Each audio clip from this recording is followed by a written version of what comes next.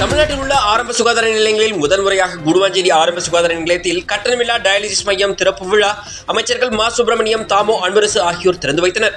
செங்கல்பட்டு மாவட்டம் நந்திவரம் கூடுவாஞ்சேரி ஆரம்ப சுகாதார நிலையத்தில் கட்டணமில்லா டயாலிசிஸ் மையம், சித்த மருத்துவ பிரிவு மற்றும் மாநில துணை தடுப்பூசி மருந்தகம் சேமிப்பு மையம் திறப்பு விழா செங்கல்பட்டு மாவட்டம் ஆட்சியர் அருண்ராஜ் தலைமையில் தேசிய நல்வாழ்வு குழுமம், சுகாதாரம் மற்றும் குடும்பநல அமைச்சக இயக்குநர் அருண் தம்புராஜ், பொது சுகாதாரத்துறை மற்றும் நோய் தடுப்பு மருந்துத்துறை இயக்குநர் செல்வ விநாயகம் ஆகியோர் முன்னிலையில் நடைபெற்றது.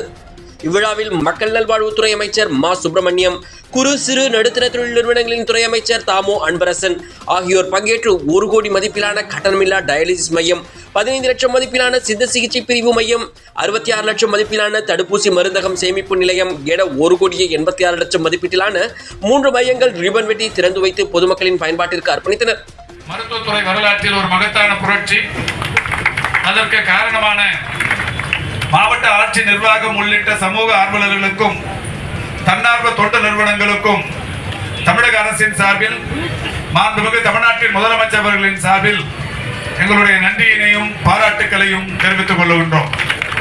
அதேபோல் இந்த நிகழ்ச்சியில் 15 லட்சம் ரூபாய் செலவில் ஒரு சித்த மருத்துவ பிரிவு ஒன்று இப்பொழுது புதிதாக இங்கே தொடங்கப்பட்டிருக்கிறது.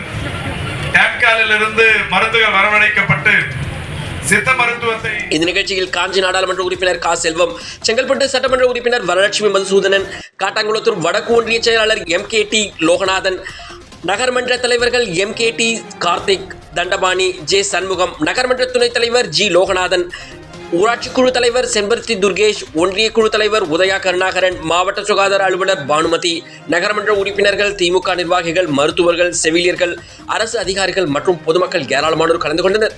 ANTV நியூஸ் செய்திகளுக்காக செங்கல்பட்டிலிருந்து நமது செய்தியாளர் திரு கபீர்.